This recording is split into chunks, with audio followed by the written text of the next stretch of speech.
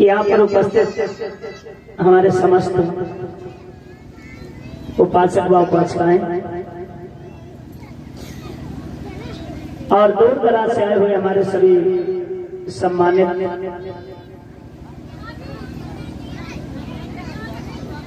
बाबा साहब और भगवान बुद्ध को मानने वाले सभी धम्म अनुयायियों को सर्वप्रथम हमारी तरफ से नमो बुद्धाय, जय भीम, जय मौल निवासी और जय संविधान। आज एक छोटे से विषय पर हम बात करना चाहेंगे। जेएस वीडियो के माध्यम से आप लोग देखेंगे और सुनेंगे, और जितने भी लोग हमारे यूट्यूब चैनल को हमें सुनते हैं, मैं सभी लोगों को बहुत बहुत साधुवाद देना चाहेंगे। आज 2 मिनट के लिए हम एक टॉपिक पर बात करना चाहेंगे जिसका विषय होगा परम पूज्य बाबा साहब डॉक्टर भीमराव अंबेडकर और विश्व को शांति का संदेश देने वाले अराहित सम्मानित संबुद्ध भगवान तथागत गौतम बुद्ध के बारे में, क्योंकि बड़ा दुख का विषय है। वैसे हमें वीडियो बनाने की कोई आवश्यकता नहीं थी। ये देश भर की इधर उधर की बातें सुनकर ये वीडियो हम आपको आपके पास तक पहुंचाने जा रहे हैं। इस वीडियो का मेन उद्देश्य है कि कुछ लोगों के अंदर धारणा है कि बुद्ध बड़े हैं और बाबा साहब छोटे हैं। वीडियो के भी माध्यम से देखते हैं हम लोग, जिसमें ऊंचे ऊंचे बुद्ध मंच बनाए जाते हैं जिसमें बाबा साहब का फोटो नहीं लगाते हैं लोग। कई कई कथाएं होती हैं जिसमें भगवान बुद्ध का जयकारा लगता है, बुद्ध कथाएं होती हैं, लेकिन परम पूज्य बाबा साहब डॉक्टर भीमराव अंबेडकर का ना जयकारा लगाया जाता है और ना ही उनका मान सम्मान किया जाता है। तो हम तो यही कहेंगे कि जो लोग ये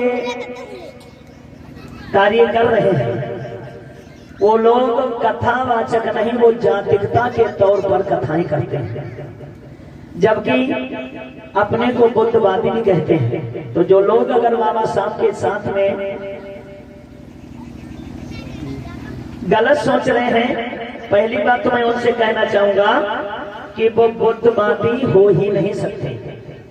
जो अगर किसी व्यक्ति के साथ में छोटापन बड़ापन समझता है तो वो बुद्धवादी हो ही नहीं सकता, क्योंकि भगवान बुद्ध ने ऐसा नहीं कहा। बुद्ध ने अपने शब्दों में कहा है कि मानव मानव एक है। तो बुद्ध ने जब मानवतावादी का संदेश दिया तो आज हम लोग अगर छोटापन बड़ापन कर रहे हैं तो हमारी सबसे बड़ी गद्दारी है। हमें ये नहीं करना चाहिए, क्योंकि हमारे लिए भगवान बुद्ध, बाबा साहब डॉक्टर भीमराव अंबेडकर और इस एससी ओबीसी एसटी में जितने भी जन्मे महापुरुष, मैं सबका आदर और सत्कार करता हूं, क्योंकि इस देश को बचाने में सभी लोगों ने बड़ा भरकस प्रयोग किया।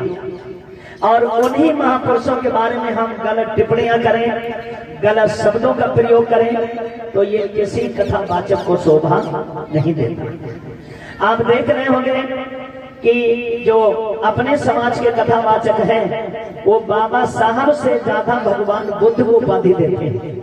देखा होगा आप, हमको भी देख रहे हैं। आज कथा का 5वां दिन है, हम भी जयकारा भगवान बुद्ध से शुरुआत करते हैं, वंदना बुद्ध से शुरुआत करते हैं, कथाएं भी भगवान बुद्ध की करते हैं। लेकिन कुछ लोग ऐसे हैं जिनका खैर में नाम नहीं लूंगा। समझने वाले इस बात से भी समझते हैं, जब सोशल मीडिया पर ये वीडियो जाएगा तब भी लोग जान जाएंगे कि मैं क्या कहना चाह रहा हूं। अब इस बात का पहले आज वहम निकाल दीजिए कि बुद्ध बड़े हैं या बाबा साहब बड़े हैं। इस बात पर थोड़ा विचार ढंग से करेंगे। देखो, मैं पहले से ही बता रहा हूं, हमारी नजरों में बुद्ध और बाबा साहब की वरीयता एक बराबर है। और जो लोग भगवान बुद्ध को बड़ा और अम्बेडकर को छोटा समझ रहे हैं, खास तौर पर हम उनके लिए वीडियो भेज रहा हूं। सुने, नंबर 1 भगवान बुद्ध के बारे में बताना चाहेंगे कि बुद्ध ने जब जन्म लिया, बुद्ध का जब जन्म हुआ लुम्बिनी वन में, तो बाबा अश्रीत मुनि के द्वारा भगवान बुद्ध के लक्षण देखे गए। तो बाबा अश्रीत मुनि ने भगवान बुद्ध के अंदर 32 गुण बताए। यानी बुद्ध के अंदर कितने गुण थे? 32 गुण थे। तो हाँ, ये बात मैं मानता हूँ कि अभी तक इस विश्व के अंदर 32 गुणों वाला आदमी पैदा नहीं हुआ। ये बुद्ध का पहला काम है कि भगवान बुद्ध के जैसे गुणों वाला अभी तक दुनिया पर व्यक्ति नहीं पैदा हुआ। कितने गुण थे बुद्ध के अंदर? 32। आवाज और बाबा सामने, बुद्ध के अंदर 32 गुण थे। और जो लोग कहते हैं कि अम्बेडकर छोटे हैं, तो उनके लिए भी बात मैं पहुंचाना चाहूंगा कि बुद्ध के अंदर 32 गुण थे। तो परम पूज्य बाबा साहब डॉक्टर भीमराव अम्बेडकर के अंदर 32 डिग्रियां थी। अगर भगवान बाबा साहब के अंदर 32 गुण नहीं है, तो बुद्ध के पास 32 डिग्रियां नहीं है। तो मेरी नजर में दोनों कोई छोटा बड़ा नहीं हुआ। अनुज जी गलत तो नहीं कह रहे हैं? अरे भाई, जब बाबा साहब के अंदर 32 गुण नहीं है, तो बुद्ध के भी पास 32 डिग्रियां नहीं है। मामला बराबर मेरा, कोई छोटा बड़ा नहीं हुआ, क्योंकि उनके अंदर 32 गुण है, तो बाबा साहब के अंदर 32 डिग्रियां हैं। आप इनके जन्म पर आइए। तो बुद्ध का जब जन्म हुआ था, बैसाख महीना की पूर्णमासी थी, जिसे बुद्ध पूर्णिमा के नाम से जानते हैं। और बैसाख महीना की पूर्णमासी पर 3 कार्य भगवान बुद्ध ने किए। बुद्ध का जन्म भी बैसाख महीना की पूर्णमासी को हुआ। बुद्ध को ज्ञान भी बैसाख महीना की पूर्णमासी को हुआ। और बुद्ध का परिनिर्वाण भी बैसाख महीना की पूर्णमासी को हुआ। मतलब बुद्ध ने 3 कार्य 1 तारीख पर किए। अब आ जाओ बाबा साहब, तो नोट कीजिए। बाबा साहब का जन्म हुआ तो तारीख थी 14 अप्रैल। 14 अप्रैल तो थी। 14 अप्रैल के दिन बाबा साहब का 14 अप्रैल तारीख को बाबा साहब का जन्म हुआ। बाबा साहब अपने माता पिता की 14वीं संतान थे। बाबा साहब जिस कमरा में पैदा हुए वो कमरा नंबर 14 था।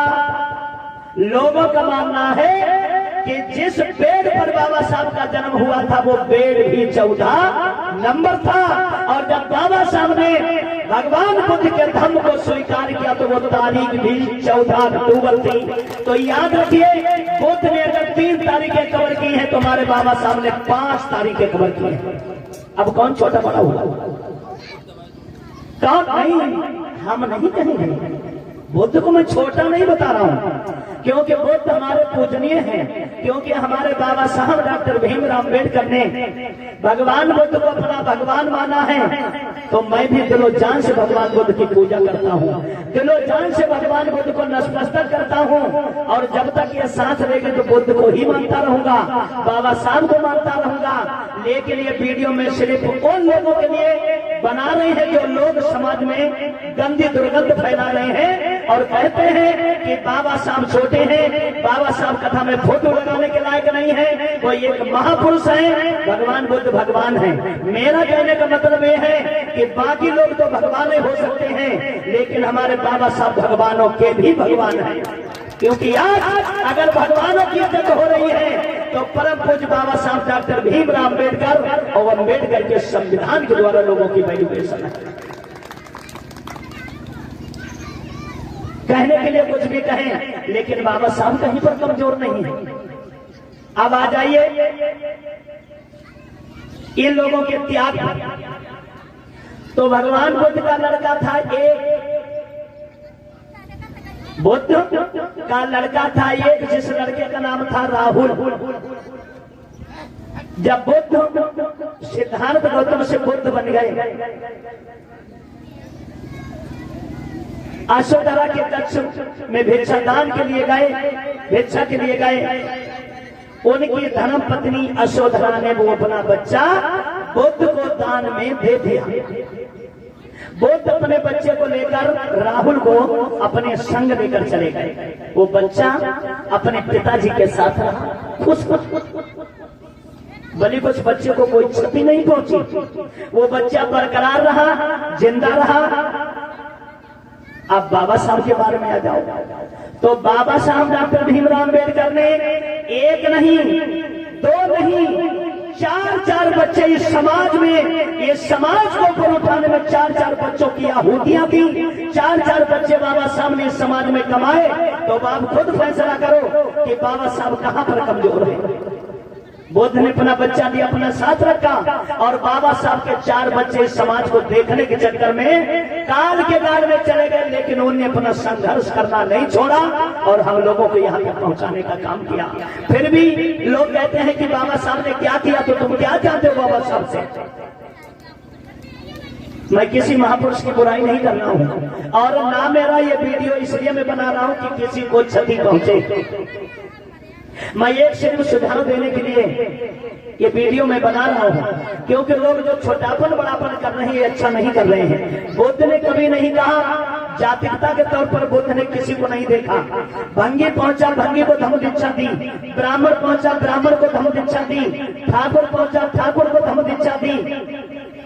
जब बुद्ध ने सबको एक समान माना तो ये गंदगी छोड़ने वाले ये कौन होते हैं कि बुद्ध बड़े हैं या बाबा साहब बड़े हैं या बुद्ध छोटे हैं या बाबा साहब छोटे हैं? ये कहना हम लोगों को शोभा नहीं देता है, क्योंकि हमारे महापुरुषों ने ये नहीं सिखाया कि छोटापन बड़ापन हो या जातिकता के तौर पर किसी को देखा जाए। आप बुद्ध और बाबा साहब के त्याग की तरफ देखो। भगवान बुद्ध ने 29 वर्ष की आयु में अपना घर छोड़ दिया, चाहे वो समाज कल्याण के लिए सही, चाहे रोहिणी नदी की मजबूरी की वजह से सही, किसी भी कारण बुद्ध ने अपना 29 वर्ष की आयु में घर छोड़ दिया। उसके बाद में उन्होंने घर से संबंध नहीं रखा, समाज को जगाते रहे और जगाते जगाते परिनिर्वाण को प्राप्त हो गए। 29 वर्ष की आयु में घर छोड़ा और 80 वर्ष की उम्र में बुद्ध का परिनिर्वाण हो गया। यह लगभग 49-50 वर्ष का उनका यह त्याग बनता है। अब बाबा साहब के बारे में आ जाओ तो बाबा साहब सतारा गांव के स्कूल में पढ़ने गए। वहीं पर से लोगों ने बाबा साहब का अनादर करना शुरू कर दिया और जिस दिन से पढ़ाई कक्षा 5 में पहुंचे, जिस दिन से बाबा साहब ने समाज को जाना, मरते दम तक बाबा साहब इस समाज के लिए लड़ते रहे। तो सबसे बड़ा योगदान इस समाज के अंदर किसका रहा? 49 वर्ष वालों का रहा या जिसने पूरा जीवन दांव पर लगा दिया उसका रहा। अब छोटापन बड़ापन की बात आती है तो नोट कीजिए, जब बुद्ध को ज्ञान प्रकट हुआ, पैदा हुए बुद्ध हुए, जब बुद्ध बन गए तो भगवान बुद्ध ने सर्वप्रथम 5 ब्राह्मणों को धम्म दीक्षा दी, जो पंचवर्गीय भिक्षुओं के नाम से जाने जाते हैं। शुरुआत कारवां बढ़ता गया, लोग जुड़ते गए।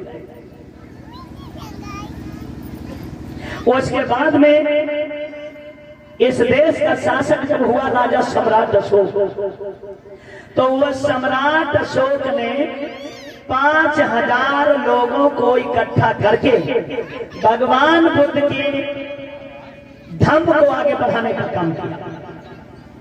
सम्राट अशोक के बाद में जब मौर्य वंश का शासक 10वां हुआ, जिसका नाम राजा वेदरथ था, उस राजा वेदरथ को चीन के निवासी पुष्पमित्र शुंग, जो जाति का सोमवंशी ब्राह्मण था, उस राजा वेदरथ को उसने मार दिया। मारने के बाद में इस देश के अंदर अध्यादेश जारी कर दिया। उसने अनाउंस करवा दिया कि इस देश के अंदर जितने बौद्ध मंदिर हैं, बौद्ध मठ हैं, सब तोड़ दिया जाए। जितने बौद्ध भिक्षु हैं सब मार दिए जाए। एक साथ एक बौद्ध भिक्षु को मारने के लिए वो 100 सोने के सिक्के देता था। उस लालच में यहाँ से बौद्ध धर्म का बिल्कुल खात्मा हो गया। यहाँ इस भारत देश के अंदर कोई बौद्धिस्ट नहीं रखा उसने। बौद्ध धर्म की पताका को उसने खत्म कर दिया। अब बाबा साहब में आए। जब बाबा साहब पढ़ लेकर तैयार हुए तो बाबा साहब ने पहले घोषणा कर दी थी कि मैं हिंदू धर्म में पैदा हुआ हूं, ये मेरे बस की बात नहीं है, लेकिन मैं हिंदू रहकर मरूंगा नहीं, ये मेरे बस की बात है। ये बाबा साहब ने विलास पहले कर दिया। जब बाबा साहब ने धम्म परिवर्तन किया तो बुद्ध ने कितने लोगों को धम्म दीक्षा दी? कितने को दी? 5 लोगों को। जब सम्राट अशोक हुए उनने कितने लोगों को दी? 5000 लोगों को। और जब बाबा साहब ने बौद्ध धर्म स्वीकार किया तो रिकॉर्ड है बाबा साहब का कि 10 लाख लोगों को इकट्ठा करके नागरपुर की पावन सरजमी पर बाबा साहब ने 10 लाख लोगों को बौद्धिस्ट बनाने का काम किया। कहां पर बाबा साहब छोटे हैं? अगर मेरी बात आप लोगों को सभी को अच्छी लग रही हो तो हमारे वीडियो को लाइक और कमेंट जरूर करें। अगर इसमें कोई त्रुटि अगर आपको मालूम पड़ती है तो कमेंट करके हमें बताइएगा, हम उसका भी आपको जवाब देने के लिए तैयार हैं। तो मेरी हाथ जोड़कर गुजारिश है कि अगर जो जातिकता के तौर पर कथावाचक अगर कथावाचकी कर रहा है तो मैं तो यही समझूंगा कि वो समाज को कुछ बांट नहीं रहा है, सिर्फ गंदगी फेंक रहा है। क्योंकि जब बाबा साहब कहीं पर कमजोर नहीं, अरे हम लोग छोटापन बड़ापन नहीं करते हैं। बुद्ध ने छोटापन बड़ापन नहीं दिखाया, बाबा साहब ने किसी को छोटा बड़ा नहीं कहा। तो भैया तुम कहने वाले कौन हो गए? क्या पढ़ा है तुमने बुद्ध के बारे में? तुम सिर्फ कह सकते हो कि हम बुद्धवादी हैं, लेकिन बुद्ध की परछाई भी तुम्हारे ऊपर नहीं है अगर जब तुम जातिकता से बात करते हो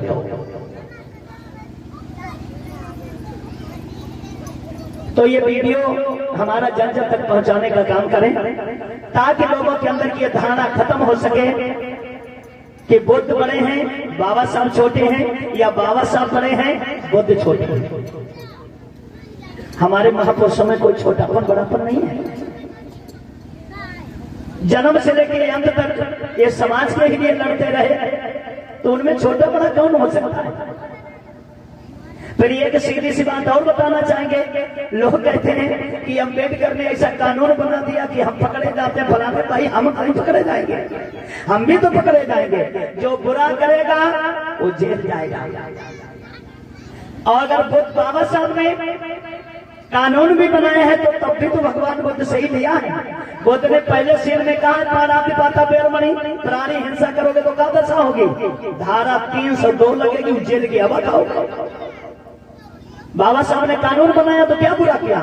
इसलिए बुरा करो मत। जब बुरा नहीं करोगे तो पुलिस तुम्हारा पीछा नहीं करेगी। कोई भी महापुरुष गलत नहीं है। महापुरुष तो अनेकों आए, सबने योगदान किया। अब हम लोग कहने लगे कि एक ने योगदान किया बाकी ने नहीं योगदान किया, तो हमारा कहना गलत है, लेकिन ये सत्य है। बुद्ध आए, बुद्ध एक राजा के लड़का थे, बाबा साहब राजा के लड़का नहीं थे, लेकिन निजात हमें कितनी बुद्ध से मिली और कितनी बाबा साहब से मिली आप लोग भी जानते होंगे। भगवान बुद्ध का जिस समय राज था, ईमानदारी से बताना, जिस समय भगवान बुद्ध के पिताजी जब राजा थे तो उस समय इस देश के अंदर तानाशाही राज्य था। और उस तानाशाही राज्य में हाथ उठा के बताओ कोई चौकीदारी की भी नौकरी कर रहा था?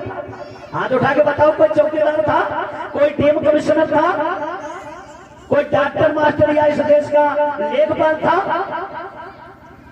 हम जैसे के तैसे तो रहे, हम जैसे थे वैसे ही रहे। बुद्ध ने हाँ मुझे एक रास्ता दिया जिस पे रास्ते पर चलकर हम अपने जीवन को संवार सकते हैं, लेकिन रास्ता भी तो लोग चलन दें तब ना। हमें रास्ता भी नहीं चलने दिया जाता था। अगर हमें ही नहीं इस देश को अगर कुछ मिला है, इन महिलाओं को अगर सम्मान मिला है तो बाबा साहब डॉक्टर भीमराव अम्बेडकर की बदौलत मिला है। आज इस देश के अंदर कोई भी गवर्नमेंट सर्वेंट है तो वो किसी और की देन नहीं, बाबा साहब डॉक्टर भीमराव अम्बेडकर की देन है। तो बाबा साहब कमजोर कहां पर है? तो मैं फिर से रिक्वेस्ट करना चाहेंगे कि हमारे किसी भी महापुरुष को जितने भी कथावाचक हैं उनसे भी चाहे तो हमारा ये निवेदन समझें, चाहे हमारी गुजारिश समझें, और फिर एक से बाई डेट कुछ भी समझें। लगभग मैं सोशल मीडिया के माध्यम से सभी लोग हमें जानते, मेरी आदत भी पहचानते हैं, क्योंकि बाबा साहब के खिलाफ हम एक बात पसंद नहीं करता हूं, और बाबा साहब के अगर कोई खिलाफ बोलेगा तो मैं उसका जबड़ा भी उखाड़ने की दम रखता हूं। मेरा नाम जयदेव भाई। कथावाच की सभी लोग करें, मैं ये नहीं कह रहा हूं कि तुम किसी की बुराई करो, किसी की बुराई करने से कुछ नहीं होता। सब लोग धर्म बढ़ाएं, भगवान बुद्ध के धर्म को आगे बढ़ाएं, भाईचारा बनाने का काम करें, सबको जागरूक करने का काम करें, लेकिन गंदगी छोड़ने का काम ना करें। इन्हीं शब्दों के साथ में मैं आप सभी लोगों से विदाई लेता हूं, और मेरा ये वीडियो जन जन तक पहुंचाएं ताकि सभी लोगों को ये पता लग जाए कि भगवान बुद्ध और बाबा साहब में कोई अंतर नहीं है। सभी लोगों को नमो बुद्धाय, जय भीम, जय मूल निवासी, जय संविधान।